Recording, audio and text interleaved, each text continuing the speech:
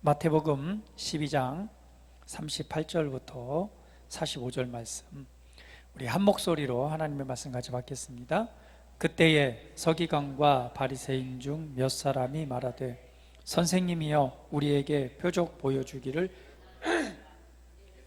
대답하여 이르시되, 악하고 음란한 세대가 표적을 구하나 선지자 요나의 표적밖에는 보일 표적이 없느니라. 요나가 밤낮 사흘 동안 큰 물고기 뱃속에 있었던 것 같이 인자도 밤낮 사흘 동안 땅속에 있으리라. 심판때에 니느웨 사람들이 일어나 이 세대 사람을 정죄하리니 이는 그들이 요나의 전도를 듣고 회개하였습니다. 요나보다 더 큰 이가 여기 있으며, 심판때에 남방 여왕이 일어나 이 세대 사람을 정죄하리니 이는 그가 솔로몬의 지혜로운 말을 들으려고 땅끝에도 왔음이거니와 솔로몬보다 더 큰 이가 여기 있느니라. 더러운 귀신이 사람에게 나갔을 때에 물 없는 곳으로 다니며 쉬기를 구하되 쉴 곳을 얻지 못하고 이에 이르되 내가 나온 내 집으로 돌아가리라 하고 와보니 그 집이 비고 청소되고 수리되었거늘 이에 가서 저보다 더 악한 귀신 7을 데리고 들어가서 거하니 그 사람의 낮은 형편이 전보다 더욱 심하게 되느니라. 이 악한 세대가 또한 이렇게 되리라. 아멘. 할렐루야. 우리가 이 세상에 살아가면서 우리 인생 가운데 정말 예수님을 안다는 것은 가장 큰 축복입니다. 왜? 예수님은 복음이시고 예수님은 구원이시기 때문에 그렇습니다. 오늘 성경은요, 하나님의 메시지입니다.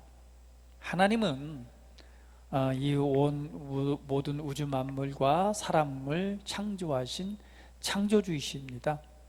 창조주 하나님께서 우리 사람들에게 하나님의 메시지를 주길 원하셨어요. 그 메시지가 바로 이 성경입니다. 성경은 여러분 아시다시피 대단한 책이죠. 대략 1500년 동안 40여 명의 사람들에 의해서 기록되어진 책입니다.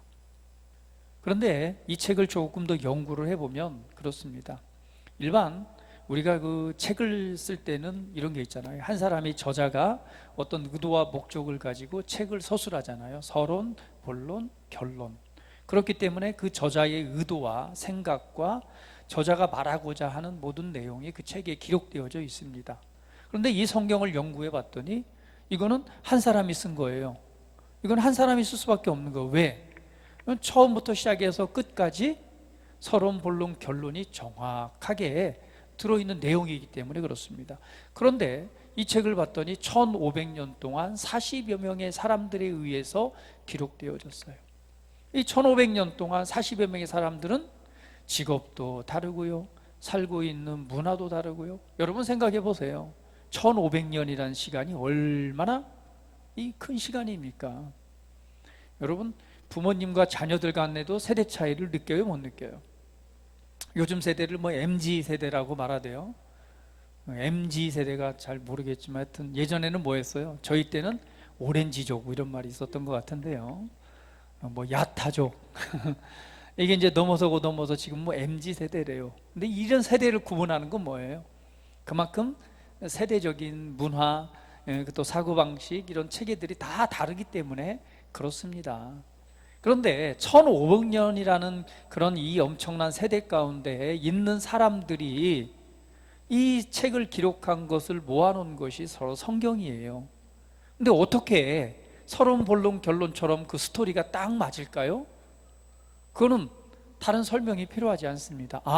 이것은 한 사람이 기록했기 때문에 그럴 수밖에 없구나. 그래서 성경은 말하기를, 이 성경은 하나님의 사람들이 하나님의 영의 감동을 받아서 기록한 책이다라고 말하는 거예요. 결국은 뭐예요? 하나님이신 하나님의 영이 뭐해서 그 사람들의 마음을 감동해서 뭘 주셨죠? 써야 될 메시지를 준 거예요. 그래서 성경을 보면 이스라엘이라는 이 한 민족을 선택해서 그들의 역사가 기록되어져 있고, 사건 곳곳마다 이렇게 진행이 되면서 결국은 2000년 전에 누가 오시고요? 예수 그리스도가 이 땅에 오시고, 그리고 예수 그리스도의 생애와 예수님께서 행하신 일들, 그리고 그 이후에 탄생되어진 교회의 모습과, 그리고 마지막은 뭐예요? 세상의 끝, 심판에 관한 예언서가 기록되어진 책이 성경입니다. 그래서 성경은 시작과 끝이 있는 책이에요. 창조의 비밀과, 그리고 마지막 세상의 끝날에 이루어질 일들에 대해서 기록된 책이 성경입니다. 그런데 여러분, 이 성경에 가장 핵심적인 주제가 있잖아요. 이 어떤 저자가 기록할 때는 이 주제가 분명히 있습니다. 그 핵심적인 주제가 바로 뭐예요? 바로 예수 그리스도이십니다. 그래서 2000년 전에 오신 예수님을 기점으로 우리가 구약 성경이라고 말합니다. 구약은 이전 약속, 옛날의 약속이죠. 거기에는 바로 오실 예수 그리스도에 관해서 기록되어져 있고, 그것을 예언이라고 말합니다. 오늘 하나님께서 이 성경을 통해서 구원자를 약속하십니다. 구원자를 보내실 것을 약속을 하시고, 오늘 인류가 하나님과의 약속을 깨뜨리고 영원한 멸망과 죽음과 사망의 그 어둠에 사로잡혀 있을 수밖에 없는 인간들을 구원하기 위해서 하나님께서 약속을 하시는 거예요. 내가 너에게 구원자를 보내겠다. 그래서 이스라엘이라고 하는 한 민족을 통해서 계속해서 하나님의 메시지를 주십니다. 그 메시지가 뭐예요? 바로 구원자 예수 그리스도를, 구원자를 너에게 보내주겠다. 이것이 바로 무슨 사상이에요? 메시아 사상입니다. 그래서 이스라엘 민족들은 계속해서 누굴 기다렸어요? 메시아 구원자를 기다린 것이죠. 그것은 예언입니다. 여러분, 지난번도 말씀드렸어요. 우리가 성경이 하나님의 말씀인 줄 어떻게 확언할 수 있느냐? 어떻게 하나님의 말씀인 줄 믿을 수 있느냐? 하나님께서 말씀하셨어요. 내가 말한 것이 이루어진 것을 보고 이것이 진짜인 줄 알라고요. 할렐루야. 성경이 우리가 진짜인 걸 아는 건 뭐냐면, 성경에서 미리 예언되어지고 성취되어진 인류의 역사를 우리가 보면서 이것이 진짜구나 라고 알 수 있는 거예요. 왜? 말한 대로 이루어졌으니까. 말한 대로 이루어졌기 때문에 그렇습니다. 그래서 예언되어진 메시아, 그 구원자가 바로 2000년 전에 오신 예수 그리스도이십니다. 저 오늘 성경 본문의 말씀에 보면 2000년 전에 예수님께서 이 땅에 오셨어요.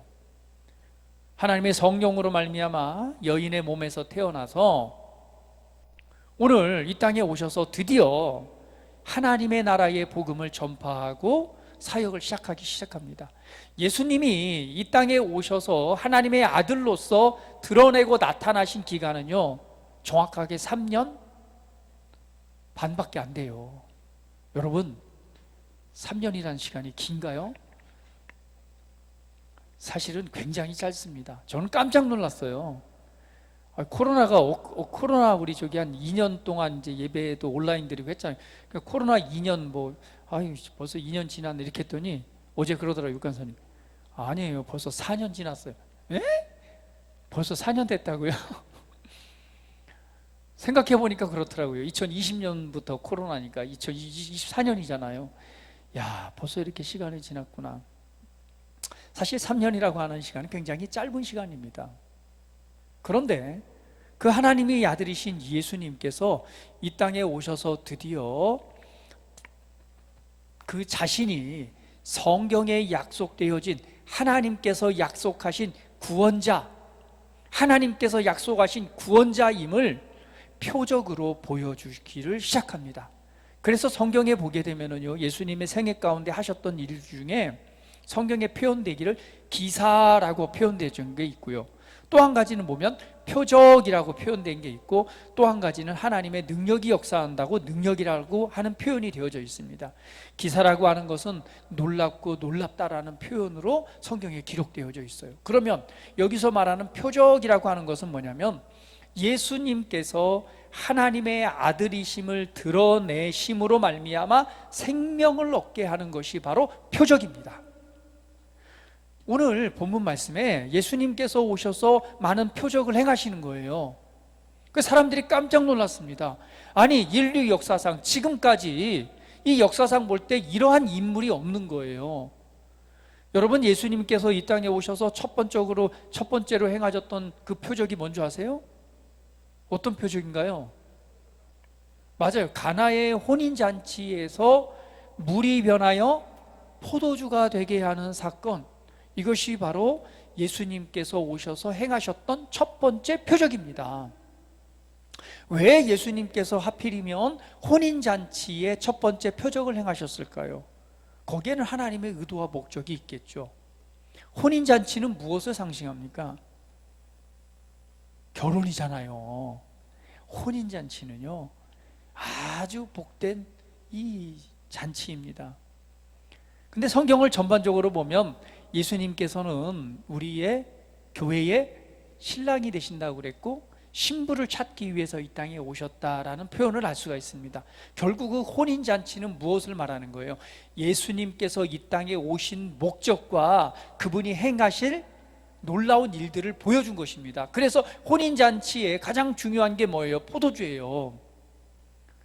가장 중요한 게 포도주입니다. 그런데 뭐 했어요? 포도주가 똑 떨어진 거예요. 그러면 어때요? 혼인잔치가 끝나고 나서 사람들이 즐겁게 잔치를 하는데 이 술이 떨어진 거예요. 어땠을까요? 이거는 망하는 거예요. 아주 그냥 큰일 날 일이에요. 그런데 그때에 누가 그렇다고 당장에 포도주를 어떻게 만들겠어요? 그때에 예수님께서 초자연적인 기적으로 물이 변하여서 포도주가 되게 하심으로 그 잔치를 완성합니다. 이것은 예수님께서 하나님의 아들 구원자이시고, 그리고 인류 역사 가운데 이루어질 놀라운 일들, 완성하실 일들을 표적으로 보여주신 거예요. 그 외에도 수많은 기적과 기사와 이적들을 행하십니다. 그랬더니 오늘 본문 말씀해 보니까 서기관과 바리새인들 중 몇 사람이 그 예수님을 찾아옵니다. 서기관과 바리새인들이랑은 누구예요? 누구보다도 성경을 많이 연구하고 성경에 대해서 알고 있는 사람들이죠. 그들이 찾아와서 예수님에게 묻습니다. 선생님,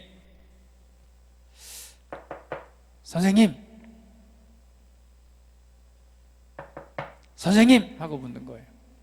자, 이 예수님을 찾아온 사람이 똑똑똑 하면서 찾아온 사람이 있죠. 이 서기관과 바리새인들도 있고, 그 다음에 예수님 앞에 또 칭찬을 얻은 또 한 사람이 있어요. 누구죠? 이 서기관과 바리새인들은 사실은 이게 뭐예요? 다릅니다. 사람이 마음의 태도가 무엇인지 굉장히 중요한 거예요. 이 서기관과 바리새인들은 뭔가 진리를 알기 위해서 예수님에게 와서 궁금해서 좀 가르쳐 주세요 라고 했던 것이 아니에요. 이들은 어찌하든 간에 예수님이 행하시는 일들이 마음에 안 드는 거예요. 예수님께서 행하시는 일들이 초자연적인 기적을 베풀고 거기에 수많은 사람들이, 군중들이 따라다니니까 마음에 안 드는 거예요. 그래서 어떻게 하든 뭐 하려고, 책 잡으려고 하는 질문이 이거예요. 선생님이요, 당신이 구원자면, 성경에 예언되어진 하나님이 보내신 구원자라면 표적 보여주시기를 원합니다 라고 질문을 하는 거예요. 그런데 또 한 사람, 니고데모는 달랐습니다. 니고데모는 어떤 사람이었어요? 이분도 굉장히 성경에 대해서 잘 알고 있는 사람이었죠. 근데 니고데모는 밤에 누굴 찾아가요? 예수님을 찾아가서 묻습니다. 당신이 정말 하나님이 보내신 메시아입니까? 구원자입니까? 라고 질문해요. 그것은 어떤 질문이었어요? 책 잡기 위한 것이 아니라 진짜로 알고 싶었던 거예요. 그때에 예수님께서 놀라운 비밀을 니고데모에 말씀해 주시는 거예요. 사람이 거듭나지 아니하면 하나님의 나라를 볼 수 없느니라. 그러면서 무엇을 말해줘요? 사람은 다시 태어나야 된다. 그것은 그냥 되는 것이 아니라 물과 성령으로 말미암아 되어지는 것이고, 그 사람만이 무엇을 볼 수 있다? 하나님의 나라를 볼 수 있다라고 하면서 복음의 놀라운 일들을 말씀해 주시는 거예요. 그런데 오늘 이 바리새인과 서기관들은 알고자 하는 것보다는 뭐 하기 위해서? 책 잡기 위해서 하는 질문입니다. 여러분, 우리는 마음의 태도가 굉장히 중요합니다. 여러분, 진리를 알고 복음을 알고 예수님을 알고자 원하는, 갈망하는 마음으로 하나님께 나아간다면, 오늘 예수님께서 니고데모에게 비밀을 가르쳐 줬던 것처럼 오늘 하나님께서도 하나님의 말씀과 복음의 놀라운 계시를 열어주셔서 오늘 그 은혜 안으로 말미암아 우리로 승진하게 하는 그런 은혜들이 나타나게 될 것입니다. 그런데 오늘 서기관과 바리새인은 그렇지 않았습니다. 그렇게 해서 예수님에게 선생님이요, 이게 뭐예요? 예수님을 시험하는 거였어요. 테스트하듯이, 시험하듯이 책을 잡기 위해서 하는 질문입니다. 선생님이요, 우리에게 표적 보여주시기를 원합니다. 그때에 예수님께서 이렇게 말씀하십니다. 다른 성경에도 보면은요, 계속 표적 구하기를 원해요. 근데 예수님께서 나는 너희들에게 표적을 보여주지 않겠다. 그런데 여기에서는 이제 어떻게 말씀하시냐면, 예수께서 말씀합니다. 39절에 악하고 음란한 세대가 표적을 구한다. 그러나 선지자 요나의 표적밖에는 보일 표적이 없느니라. 자, 표적은 뭐라고 그랬어요? 표적은 예수님이 하나님의 아들이심을 드러내심으로 말미암아 생명을 얻게 하는 것이 표적이라고 그랬습니다. 그러면 오늘 예수님께서 내가 너희에게 보여줄 표적은 요나의 표적밖에 없다라고 말합니다. 그러면서 40절 말씀에 요나가 밤낮 사흘 동안 큰 물고기 뱃속에 있었던 것 같이 인자도 밤낮 사흘 동안 땅속에 있으리라. 여러분, 요나의 표적은, 요나는 대표적으로 하나님의 선지자이지만 어떤 사람이었어요? 성경에 보면 하나님께서 이제 느니웨 사람들을, 이제 니느웨죠, 니느웨 땅인데요, 니느웨 사람들은 어떤 사람들이냐면 그 지역은요, 굉장한 타락한 문화를 세상에 영향을 끼치고 전파하는 그런 시대였어요. 그러니까 하나님 보시기에 어때요? 너무 악한 것이죠. 선한 영향력을 끼쳐야지. 어떤 영향을 끼쳐요? 악하고 나쁘고 그런 문화들을 이 만방에 이게 전파를 하니 얼마나 나쁜 짓을 하고 있는 거예요. 그래서 하나님께서 말씀합니다. 야, 요나야, 네가 가서 저 니느웨 사람들에게 뭘 하라? 내가 더 이상 악행을 하면 악행을 하는 것에 대해서 내가 심판할 거라고 너는 메시지를 전하라 라고 말하는 거예요. 근데 니느웨가 보니까 그게 싫은 거예요. 그래가지고 어떻게 해요? 그것을 피해서 배를 타고 도망을 갑니다. 딴 데로 가요. 그때에 막 풍랑이 일어나고 난리가 났죠. 근데 요나는 알았어요. 이 풍랑이 일어나는 이유, 원인을 알았어요. 그래서 말합니다. 이렇게 풍랑이 일어나는 이유는 나 때문이다. 왜? 우리는 알고 있어요. 스스로가 알아. 왜 이런 일이 일어나는지 알고 있어요. 그러니까 알기 때문에 이거는 나 때문에 그래. 나를 그냥 바다에 던지면 잠잠해질 거야. 그 사람들이 그 말을 듣고 요나를 던지는데 그때 뭐예요? 큰 물고기가 와서 요나를 확 삼켜버립니다. 삼켜버리고 그 물고기 뱃속에서 사흘 동안 있게 되잖아요. 그리고 이제 육지에 가서 물고기가 토해내는데 오늘 이것을 지금 표현하는 거예요. 내가 너에게 보여줄 표적은 요나의 표적밖에 없다. 근데 그 요나의 표적은 뭐예요? 요나가 물고기 뱃속에서 사흘 동안 있었던 것에 대한 표현입니다. 신기하죠? 물고기 뱃속에 들어가서 소화가 됐어야 되는데, 그죠? 가끔 보면은 고래 뱃속에 들어가는 그런 만화 영화 보면은 참 재밌기도 해요. 근데 들어가면 살까요? 아마 유액이 나와가지고 금방 죽을 거예요. 그런데 하나님 결국은 뭐예요? 요나가 물고기 뱃속에 들어갔다는 것은 무엇을 상징합니까? 죽음을 상징하는 거예요. 물속에 뱃속에 들어가서 어떻게 살아요? 이거는 하나님의 초자연적인 보여였지만 사실은 물고기 뱃속에 들어갔다는 것은 죽음을 의미합니다. 결국은 물고기 뱃속에 들어가서 사흘 동안 있었다는 얘기는 사흘 동안의 죽음을 얘기하는 거예요. 그런데 죽음 가운데 있다가 사흘 만에 뭐 했어요? 그 물고기 뱃속에서 나오잖아요. 이게 뭐예요? 죽음 가운데서 살아난 걸 의미하는 거예요. 결국은 예수님께서 내가 너희에게 보여줄 표적은 뭐밖에 없다?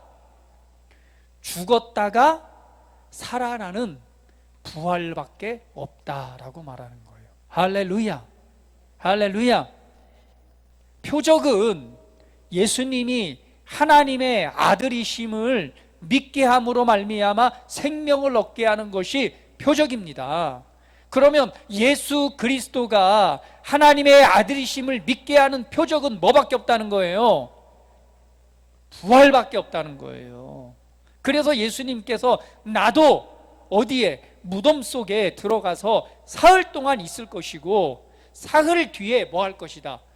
다시 살아날 것이다 라고 말하는 거예요. 여러분, 내가 죽었다 살아난다고 한 사람 치고 살아난 사람 한 사람도 못 봤어요. 아직도 안산홍이 뭐하고 있어요? 살아났어요? 안산홍이가 어떻게 하나님이에요? 살아난다고 그랬어요, 지가. 근데 어떻게 됐어요?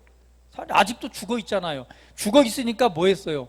마누라 통해 가지고 하나님의 영이 그쪽으로 갔다고 그래서 하늘 어머니라고 해가지고 하나님 아버지, 하나님 어머니, 그래서 장길자가 뭐예요? 하나님이라고 하잖아요. 그게 안산홍 증인이 아닙니까? 문선명이 살아났어요? 하나님이 죽었어요. 그랬더니 그 마누라하고 아들하고 지금 재산 싸움 하느라고 난리가 났죠.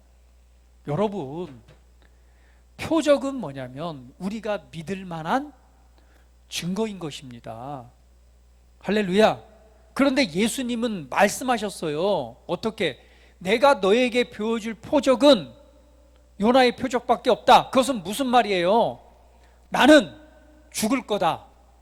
그리고 무덤 속에서 사흘 동안 있을 것이다. 그러나 사흘 뒤에는 뭐 할 것이다? 내가 다시 살아날 것이다 라고 말하는 거예요.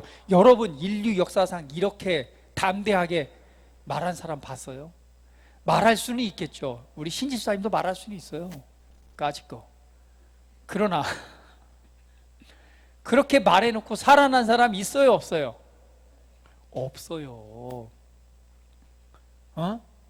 간혹 죽었다가 유체 이탈을 경험해서 천국과 지옥을 보고 와서 살아난 사람들은 있어요. 그러나 그 사람들이 나 죽었다가 무덤에 묻혔다가 살아날 것이다 라고 말하고 예언한 사람 있어요? 그리고 그 예언이 성취된 사람 있습니까? 없습니다. 그런데 예수님은 말씀하시는 거예요. 내가 너에게 보여줄, 너희들이 나를 믿을 만한 표적은 요나의 표적밖에 없어. 나는 죽어서 무덤에 묻혀서 사흘 동안 있을 거야. 그리고 사흘 만에 다시 살아날 거야. 이게 요나의 표적에 관한 얘기고, 예수님께서 성경에서 제자들에게 단 3번 그걸 말씀하십니다. 중요한 순간에 3번 말씀하세요. 나는 잡혀서 십자가에 못 박혀 죽을 것이다. 그러나 사흘 만에 내가 다시 살아날 것이다. 여러분, 예수님이 이 약속을 하셨어요. 그 약속이 성취되지 않았다면 우리는 예수님을 하나님의 아들로 인정할 수가 없습니다. 그리고 믿어서는 안 돼요. 왜? 왜죠? 예수님 본인 스스로가 말했잖아요. 내가 하나님의 아들임을 보여줄 표적은 요나의 표적밖에 없어. 결국은 그 일이 일어나지 않았다면 저와 여러분이 예수님을 믿을 필요가 있어요, 없어요? 없어요. 예수님은 구원자가 아닌 거예요. 왜 구원자이신가? 그분 그 스스로가 증명하셨어요. 나는 요나의 표적밖에 없다. 나는 죽어서 무덤에 묻힐 것이고 사흘 만에 살아날 것이다. 사흘 만에 살아나지 않았다면 우리는 예수님을 구원자로 믿을 필요가 없습니다. 그런데 역사적인 사실로 볼 때 예수님은 죽은 자 가운데서 사흘 만에 살아났어요, 안 살아났어요? 살아났습니다. 할렐루야, 할렐루야. 공자의 무덤도 있습니다. 부처님의 무덤도 있습니다. 플라톤, 이 아리스토텔레스의 무덤도 있습니다. 그러나 누구의 무덤만은 없어요. 예수님이 제일 늦게 태어났다고 그랬죠. 더 오래된 무덤도 있지만 그 이전에 성경에 기록되어진 이 아브라함과 기타 이 수많은 믿음의 저기 누구예요? 다윗 왕의 무덤도 있지만 누구의 무덤은 없어요. 2000년 전에 오신 예수님의 무덤은 없습니다. 왜 그렇죠? 그 무덤이 비어있기 때문에 그래요. 할렐루야, 할렐루야. 이것이 표적입니다. 예수님이 오늘 말씀하신 것처럼 2000년 전에 오셔서 이렇게 오늘 본문 말씀에도 말씀하시는 거예요. 나는 죽을 것이고 사흘 동안 무덤에 있을 것이다. 그리고 나서 나는 다시 살아날 것이다. 성경에 그리고 예수님께서 이렇게 말씀하신 대로 예수님은 실제로 십자가에 못 박혀 죽으셨습니다. 사람들이 그냥 죽은 척 했다가 혹시 깨어났다고 말할 수도 있기 때문에 성경에 보니까 어땠어요? 로마 병사가 이 창을 통해서 옆구리를 통해서 심장과 폐를 관통해 버립니다. 그래서 그 순간에 물과 피가 다 쏟아지잖아요. 여러분, 심장이 찢어진 사람이 다시 살아날 수 있어요? 그럴 수 없습니다. 그러니까 완전한 죽음의 상태를 보여준 거예요. 그리고 나서 아리마대 요셉이 정확하게 나옵니다. 아리마대 요셉이 자기가 준비해왔던 그 무덤에 예수님을 내려서 거기에 안치하게 되죠. 그러고 나서 정확하게 사흘 만에, 그러니까 금요일 날 안식이죠. 그날 밤에 해지기 전에 내려서 무덤에 들어갑니다. 그리고 우리가 지금 예배 드리고 있는 이 주일 새벽에 예수님께서 부활하십니다. 이 새벽에 누구도, 제자들도 그 말을 들었지만 그 말을 믿지는 않았어요. 그래서 향유를 가지고 예수님을 저기 하기 위해서 그 무덤에 왔을 때에, 여자들이 새벽에 왔을 때에 뭘 봐요? 비어있는 무덤을 보는 것입니다. 이거는 여러분 이건 역사적 사실입니다. 누구도 부인할 수 없어요. 왜? 이거는 그렇게 보여졌고 기록되어졌고, 그리고 이 성경이 기록될 시기에도 이 부활하신 예수를 정말 수많은 사람들이, 500의 형제들이 그 예수님을 보고 만났기 때문에 그렇습니다. 오늘 예수님은 본인이 지금 말씀하신 것처럼 그 표적대로 그 일을 행하셨기 때문에 우리에게 믿을 만한 증거로서 이 부활을 주신 것입니다. 할렐루야, 할렐루야. 그래서 우리는 예수님이 하나님의 진짜 아들이심과 하나님께서 보내신 구원자이심을 믿는 것입니다. 그리고 믿음으로 말미암아 저와 여러분이 하나님의 생명을 얻고 구원을 얻게 되는 것이죠. 할렐루야. 이렇게 정확하게 우리로 믿을 수 있는 믿음의 길들을 열어 놓으셨습니다. 할렐루야. 자, 그런데 이렇게 말씀합니다. 사흘 동안 땅속에 있으리라, 이 표적을 말씀하시면서 41절에 보니까 이제 심판대라고 하는 것을 말합니다. 성경을 보니 그러면 또 무엇이 있다는 거예요? 예수님이 오셔서 부활하고 승천하시고 그 다음에 또 뭐가 있다고 말하고 있는 거예요? 심판의 때가 있다라는 걸 말합니다. 근데 심판의 때는 아직 이루어지지 않았죠. 근데 예수님이 하신 말씀을 보면 심판의 때가 곧 온다, 안 온다? 온다는 것을 알 수 있죠. 이 성경의 마지막 계시록도 뭐예요? 이 계시록도 심판의 때를 기록한 거잖아요. 성경에 예수님께서 하신 심판의 때에 대한 수많은 기록들이 있습니다. 그런데 여기 보니 예수님 41절에 심판때에라고 하는 거 보니까 마지막 심판때가 있다 없다? 있다라는 것을 우리는 알 수가 있죠. 여러분, 성경에 보면 이제 악한 세대라는 표현이 오늘 본문에도 나오는데요. 악한 세대라는 것은 뭐예요? 이런 정확한 증거와 표적들을 다 보여줬음에도 불구하고 뭐 하는 것? 믿지 않는 세대를 악한 세대라고 말합니다. 결국은 누구예요? 이 바리새인과 서기관들을 향해서 하는 말씀이고, 이 세대 가운데 앞으로 바리새인과 서기관처럼 수많은 우리가 하나님의 이 표적들을 듣고 알았음에도 불구하고 믿지 않는 자들을 향해서 보여주는 메시지입니다. 그런데 여기에서 보면 오늘 이 니느웨 사람들이 일어나서 이 세대 사람을 정죄할 것이다 라고 말합니다. 그죠? 자, 그러면서 또 말하기를 심판 때에는 남방 여왕이 일어나서 이 세대 사람을 정죄할 것이다 라고 말해요. 그러니까 심판 때에는 분명히 심판의 때가 오는데 심판 때에는 누가? 남방 여인과 니느웨 사람들이 일어나서 악한 세대를 향해서 뭐 할 것이다? 정죄할 것이다 라고 말하는 거예요. 자, 여기에서 보면 두 증인이 되겠죠. 왜 두 증인이 중요하냐면 성경의 율법에서도 보면은요, 모든 일은요 두 사람 이상, 두 사람이 세 사람이죠. 두 증인이 있지 않으면 그것을 죄 있다라고 확정할 수가 없습니다. 신명기서 19장 15절 말씀 한번 읽어볼게요. 자, 읽어봅니다. 시작. 사람의 모든 악에 관하여 또 모든 죄에 관하여 한 증인으로만 정할 것이 아니요 두 증인의 입으로나 또는 세 증인의 입으로 그 사건을 확정할 것이며 17장 6절 말씀.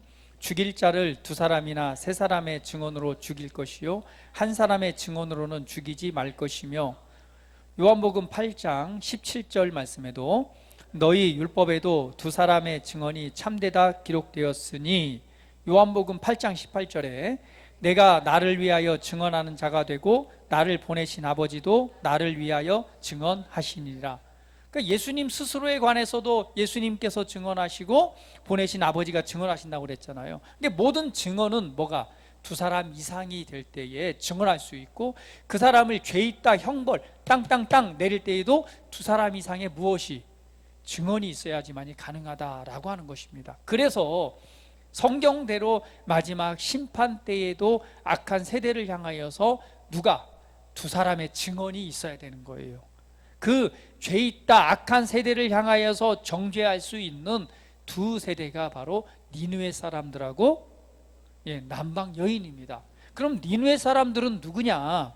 아까도 말씀드렸듯이 니느웨는요 타락의 문화를 전파하는 나라였습니다.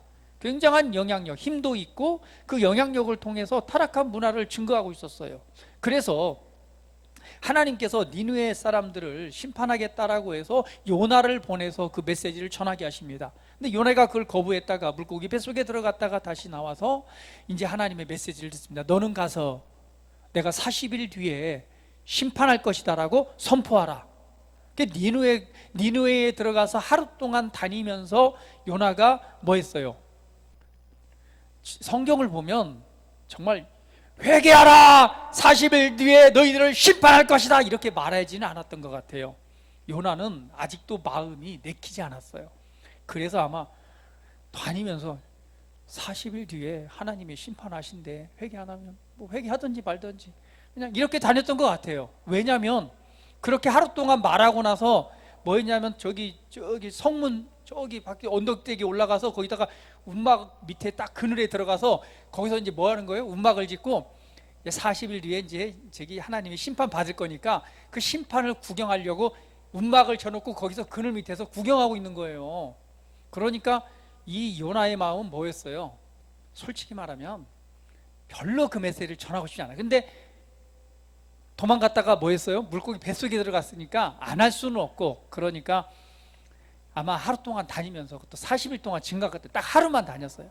하루 동안 다니면서 야 니네 죄 많아져서 회개하지 않으면 하나님이 40일 뒤에 심판한대. 그걸 하루만 하고 다녔어요. 그러고 나선 움막 짓고 가서 심판하나 안 심판하게 딱 지켜보고 있었어요. 그런데 놀라운 일이 일어났죠. 이 심판이 임할 것을 구경하려고 보고 있었는데 설마 이 요나는 그들이 회개할 것이라고 생각을 못했습니다. 그런데 이 니느웨 사람들이 그 말을 듣고요 왕부터 시작해서 모든 백성 동물들까지 다 금식하면서 하나님 앞에서 회개하고 돌이키는 일이 일어납니다. 아마 이런 회개 운동은 이때 외에는 없었을 것 같아요. 그 놀라운 회개 운동이 일어납니다. 어떤 메시지를 듣고 그 하나님의 메시지를 듣고요. 그리고 거기에서 이들이 이제 변화받게 되는 것이죠. 그런데 이 니느웨 사람들이 뭐 한다고 그랬어요? 증인이 되어서 증거한대요. 어떻게? 성경은 말하기를 뭐라고 말해요? 이 악한 세대에 관해서 결국은 무엇을 의미합니까? 마지막 심판 때가 온다 안 온다? 옵니다. 근데 그 마지막 심판 때가 오기 전에 하나님께서는 우리를 사랑하셔서 우리를 구원하시기 위해서 독생자 예수 그리스도를 이 땅에 보내셨습니다. 뭐하라고? 표적으로 보이시고 그 예수를 믿고 뭐하라고? 구원받으라고. 그런데 그 예수님이 이 땅에 오셔서 이제 뭐 하는 거예요? 회개가 선포되는 거예요. 돌이켜서 예수를 믿으라. 하나님께서 너희를 사랑하신다 라고 메시지를 보냄에도 불구하고 그것을 받아들이지 않는 세대를 악한 세대라고 말합니다. 그때에 이 니느웨 사람들이 말하는 거예요. 야, 우리는 심판의 메시지를 들었을 때에, 하나님께서 우리를 향한 하나님의 계획을 들었을 때에 우리는 회개하고 돌이켜서 우리는 구원받았어. 근데 너희들 뭐야? 왜 듣고도 돌이키지 않았어? 라고 말하는 것입니다. 또 하나는 남방여왕입니다. 남방여왕은 스바여왕이라고 말하죠. 솔로몬 왕 때에 솔로몬의 지혜가 얼마나 놀라운지 그냥 소문이 났어요. 그런데 이 스바여왕이 솔로몬의 지혜를 듣고자 자신이 가지고 있는 놀라운 뭐예요? 재물과 그때 당시로 따지면 악기를 만들 수 있는 오동나무와 기타 이 모든 것을 가지고 솔로몬을 만나러 옵니다. 그 성경에 기록하기는 그때 이후에 그렇게 많이 재물을 이 솔로몬 왕 그 왕국에 이렇게 헌납한 사람은 없었어요. 그만큼 수많은 재물과 금은 보석 그리고 악기를 만들 수 있는 오동나무 그런 재질들을 다 갖다 놓은 거예요. 그걸로 만들었는데요. 스바 여왕은 오늘 예수님께서 그 남방 여왕이라고 말하잖아요. 이렇게 말합니다. 이 세대 사람을 정죄하니 이는 그가 솔로몬의 지혜로운 말을 들으려고 땅 끝에서 왔음이거니와. 스바 여왕, 이게 여왕이잖아요. 왕이 직접 그 지혜를 듣고자 수많은 재물을 준비해서 와서 그 솔로몬의 지혜의 말씀을 들었단 말이죠. 그런데 오늘 예수님께서 이 남방 여왕, 스바 여왕을 들어서 말씀하기를 솔로몬보다 더 큰 이가 여기 있다는 거죠. 그러니까 솔로몬의 지혜를 듣기 위해서 스바 여왕이 모든 것을 버려두고 땅 끝에서 와서 그 지혜 말씀을 들었는데 솔로몬보다 더 큰 누가 있다? 내가 솔로몬보다 더 큰 이가 누구예요? 하나님이 보내신 하나님의 아들이시요 바로 메시아 구원자 예수님이십니다. 그런데 솔로몬보다 더 큰 이가 있는데 너희들은 지혜의 말씀을 갈망하거나 들으려고 하지 않는다는 것이죠. 여러분, 이것에 대해서 스바 여왕이 들어서 이 증언을 한다는 거예요. 지혜이신, 지혜와 생명과 구원의 말씀이신 예수 그리스도의 이 복음의 말씀에 왜 관심을 갖지 않느냐? 나는 그 지혜의 말씀을 듣기 위해서 땅 끝에서부터 와서 지혜의 말씀을 듣기 위해서 왔다 라고 증인으로서 얘기한다는 것이죠. 여러분, 예수님은 복음이시면서 복음의 진리의 말씀이십니다. 오늘 예수님을 아는 지식이 가장 고상하다고 그랬습니까? 여러분은 어떻습니까? 스바 여왕이 지혜의 말씀을 듣기 위해서 자신의 모든 가장 귀한 것들을 싸가지고 와서 지혜의 말씀을 들으려고 했던 오늘 이 스바 여왕처럼 여러분들은 어떻습니까? 이 복음의 말씀을 사모하십니까? 그리고 이 우리 주 예수 그리스도와 그 은혜에 대해서 알고자 원하는 마음이 있습니까? 예수님을 아는 지식이 가장 고상합니다. 예수님은 복음이십니다. 여러분, 복음의 말씀을 사모하시기를 축복합니다. 그리고 누구보다도 예수님에 관해서 더욱 알기를 사모하시기를 축복합니다. 예수님은 구원이십니다. 예수님은 생명이십니다. 예수님은 빛이십니다. 예수님은 하나님의 아들이십니다. 예수님은 하나님이십니다. 예수님은 구원자이십니다. 예수님은 우리의 주인이십니다. 예수님은 우리에게 구원과 생명이 되시고 그분은 그리스도로서 하나님의 영으로 저와 여러분 안에 계십니다.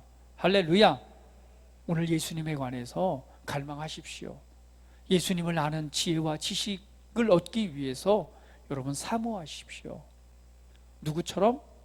스바 여왕이 솔로몬의 지혜를 듣기 위해서 땅끝에서 왔던 것처럼 오늘 이 복음의 말씀을 여러분 듣고 알고 깨닫기 위해서 이 스바 여왕과 같은 열정은 가져야 되지 않겠습니까?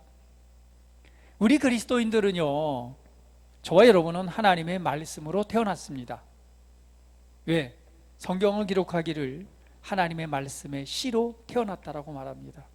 저와 여러분이 거듭난 것은 그냥 거듭난 것이 아니라 썩어지지 아니할 하나님의 말씀의 씨를 통해서 태어났습니다. 그러면 우리들이 바로 이 말씀의 씨로 그것을 믿음으로 말미암아 거듭났다면 우리 인생을 살아가는 데 있어서 가장 중요한 잣대와 기준과 양식이 되는 것은 결국 하나님의 말씀이 되어야 될 것입니다. 오늘 이 복음의 말씀을 양식으로 삼고 이 복음의 말씀을 삶의 기준으로 삼고 오늘 그 말씀 안에서 해답을 찾으시고 말씀을 믿음으로 말미암아 구원받는 자의 삶을 살아가시기를 예수님의 이름으로 축복합니다. 인생을 살아가다 보면은 많은 우리 도전들이 다가옵니다. 때로는 우리를 절망하게 하고 낙심하게 만드는 일들도 많습니다. 때로는 재정적인 분야에서, 때로는 건강적인 분야에서, 때로는 사람과의 관계적인 분야에서, 여러분이 가지고 있는 직장과 사업이나 기타 모든 곳에서 오는 수많은 도전들이 있습니다. 우리가 그 문제들을 바라볼 때는요, 실망하고 좌절하죠. 왜? 문제가 있을 때 문제에 집중하면 그 마음이 낙심할 수밖에 없습니다. 생각이 혼란스러울 수밖에 없고 그것을 묵상하면 묵상할수록 결국은 뭐예요? 절망이 들어올 수밖에 없습니다. 그러나 그 모든 상황을 이기고 구원에 이르게 하는 방법이 있죠. 바로 진리의 말씀인 이 복음의 말씀을 바라보고 묵상하고 거기에서 하나님의 해답을 붙잡는다면 그 상황을 반전시킬 수 있는 하나님의 구원의 능력이 역사하게 될 것입니다. 그래서 여러분 어떤 상황이든 무엇을 바라보느냐가 가장 중요합니다. 문제와 상황을 바라보지 마시고 오늘 복음과 예수 그리스도이신 복음의 말씀을 바라보시기를 바랍니다. 오늘 예수님께서 오셔서 우리에게 행하신 일이 어떠한 일인지를 바라보시기 바랍니다. 오늘 그분의 능력이 어떻게 내 안에 머물러 있는지를 바라보시기를 바랍니다. 오늘 그분이 나를 어떠한 존재로 창조했는지를 바라보시기를 바랍니다. 그렇다면 우리는 담대할 수 있습니다. 그렇다면 우리는 도전할 수 있습니다. 그렇다면 우리는요, 지극히 강하고 담대한 믿음으로 두려움과 절망을 이기고 상황을 반전시키는 오늘 다윗과 같은 그런 믿음의 아들로 드러나게 될 것입니다. 오늘 복음의 말씀, 이 복음의 말씀을 사모하시고 그리고 우리 주 예수 그리스도를 알기에 갈망하십시오. 스바 여왕은 이 솔로몬의 지혜의 말씀을 듣기 위해서 땅끝에서 왔습니다. 그냥 온 게 아니고 온갖 보물들을 다 싸질머지고 왔어요. 이러한 열정을 가졌던 이 스바 여왕이 마지막 심판 때에 정죄를 한대요. 오늘 솔로몬보다 더 큰 예수 그리스도를 믿는 믿음의 문을 활짝 열어놓으셨습니다. 여러분, 오늘 하나님께서 니느웨를 그냥 심판을 하시면 되잖아요. 그죠? 근데 왜 심판의 메시지를 주세요? 하나님의 진짜 목적은 심판하시려는 것이 아니라 그들을 아끼고 사랑했기 때문에 그렇습니다. 그래서 요나에게 그걸 가르쳐 주잖아요. 해가 쨍쨍인데 박넝쿨이 이렇게 보여요. 그 햇볕을 갈아주니까 너무 좋다. 그런데 벌레가 나타나고 박넝쿨을 다 먹어버렸어요. 그랬더니 햇볕이 쨍쨍 막 죽을 것 같으니까 나 죽었으면 좋겠다라고 말합니다. 그때 하나님 말하는 거예요. 야, 그냥 하루 폈다가 지는 이 박넝쿨도 네가 소중히 여기는데 내가 저 니느웨 사람들, 수많은 사람들을 아끼지 않겠느냐? 야, 이 사람아! 라고 요나를 교훈합니다. 하나님께서는 니느웨를 심판하길 원하신 것이 아니라 그들을 사랑하셔서 구원하길 원하시는 것이 하나님의 마음이었습니다.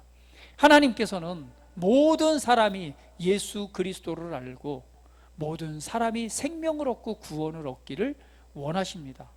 하나님께서는 그를 위해서 독생하신 아들 예수님을 이 땅에 보내셨고 죽이기까지 우리를 사랑하셨다라고 말합니다.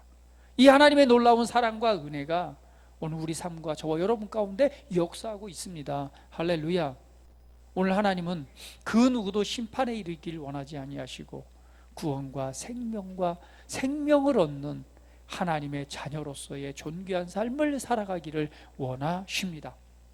우리가 어떠한 길에 있던 예수님을 믿지 않는 자리에 있다면 회개하고 돌이켜서 지혜이신 예수 그리스도를 믿고 영접하고 하나님의 자녀가 돼야 될 것입니다. 또한 하나님의 자녀로서 지금 살아가고 있다면 오늘의 말씀을 교훈 삼아서 예수 그리스도를 알고 이 복음의 말씀을 믿고 믿음 안에서 오늘 하나님께서 준비하신 그런 놀라운 또 은혜와 구원의 삶을 살아가는 일에 우리가 믿음으로 도전하며 나아가야 될 것입니다. 할렐루야. 오늘 말씀을 마무리하겠습니다. 오늘 이 서기관과 바리새인들은 예수님을 시험하기 위해서 그 표적을 구했습니다. 그러나 예수님께서는 정확하게 하나님의 아들이심을 보여주는 요나의 표적으로서 예수님이 본인 자신이 하나님의 보내신 메시아요 구원자요 그리고 하나님이심을 증거하셨고 말씀하셨습니다. 말씀하신 대로 그 일을 행하셨습니다. 오늘 우리를 사랑하셔서 우리를 구원하신 우리 주 예수 그리스도의 그 은혜와 사랑을 다시 한번 여러분 깊이 있게 묵상하시면서 오늘 그 사랑 가운데서 하나님께 영광을 돌려드리시기를 바라고 오늘 이 진리와 복음의 은혜를 마음껏 증언하시고 나누셔서 오늘 예수님 하나님께서 니느웨 사람을 사랑하셨듯이 모든 사람의 구원받기를 원하시는 하나님의 그 열정과 마음에 여러분 저와 여러분 모두가 그리스도의 향기가 되어서 복음의 향기가 되어서 오늘 그 메시지를 증언하는 그 은혜가 있기를 예수님의 이름으로 축복합니다. 요나가 하기 싫어도 그냥 그 한마디 했다고 구원하셨던 은혜가 있던 것처럼 여러분이 하기 어렵고 하기 싫어도요 그냥 그 메시지를 말하면 그 메시지의 은혜를 통해서 구원시키시는 하나님의 놀라운 은혜가 있습니다. 저와 여러분은 그리스도의 향기입니다. 멸망하는 자나 생명을 얻는 자에게 그리스도의 향기입니다. 이것을 알고 어디로 가든지 복음의 향기가 되어서 모든 사람이 예수를 알고 모든 사람이 구원을 얻고 또한 그 복음 안에서 구원받는 자의 삶을 살아가는 삶의 변화를 일으키는 그런 영향력을 나타낼 수 있는 그리스도의 향기들이 되시기를 예수님의 이름으로 축복합니다. 다 같이 기도드리겠습니다. 우리 시간 함께 기도할 때 받은 말씀을 상고하시면서 함께 기도합니다. 오늘 표적은 예수님이 하나님의 아들이심을 드러내심으로 생명을 얻게 한다고 했습니다. 오늘 그 은혜를 묵상하시면서 받은 말씀을 상고하시면서 함께 기도하겠습니다. 할렐루야. 아버지 하나님, 오늘도 성경을 통해서 2000년 전에 이 땅에 오신 예수님의 말씀과 또 우리에게 행하신 놀라운 일들을 우리가 이 시간 기억해 봅니다. 예수님께서는 오늘 우리에게 표적을 말씀해 주셨습니다. 그것은 요나의 표적밖에 없고 그것처럼 내가 무덤에 묻힐 것이고 그리고 사흘 만에 다시 살아나실 것을 말씀하셨습니다. 오늘 그 은혜를 통해서 예수님은 약속하신 대로 오늘 십자가에서 고난을 받으시고 죽으셨습니다. 그리고 무덤에 묻히셨고 그리고 약속하신 대로 사흘 만에 다시 살아나셔서 오늘 예수님을 따르는 모든 이들에게 그 모습을 부활하신 예수님의 모습을 보이셨고 만나주셨고 그들에게 말씀을 가르쳐 주셨고 그리고 마지막으로 오늘 제자들에게 너희는 가서 내 증인이 되라 라고 말씀하신 이후에 수많은 제자들이 보는 앞에서 오늘 다시금 하늘로 올라가셨습니다. 그리고 말씀하시기를 내가 다시 올 것이다 라고 약속하셨고, 세상이 끝날 그때까지 내가 너와 함께 할 것이다 라고 약속하셨습니다. 오늘 그 예수를 알고 예수님을 믿는 믿음 안에 살아가도록 우리를 축복하신 주님을 찬양합니다. 오늘 그 은혜를 알고 우리가 복음의 향기로서 하나님의 말씀과 복음 안에서 승리의 삶을 살아가는 우리 사랑하는 귀한 자녀들 되기를 원합니다. 우리 모두가 예수를 알고 예수님을 믿는 믿음 안에서 하나님의 생명으로 거듭나 구원받은 하나님의 자녀가 되기를 소원합니다. 사랑하는 주님, 당신의 귀한 자녀들이 위해 성령으로 임하시고 하나님의 임재하심으로 충만하게 임하셔서 이 땅 가운데 우리를 보내시고 부르신 하나님의 목적을 발견하고 그 뜻을 이뤄가는 하나님의 귀한 자녀들 되게 하시옵소서.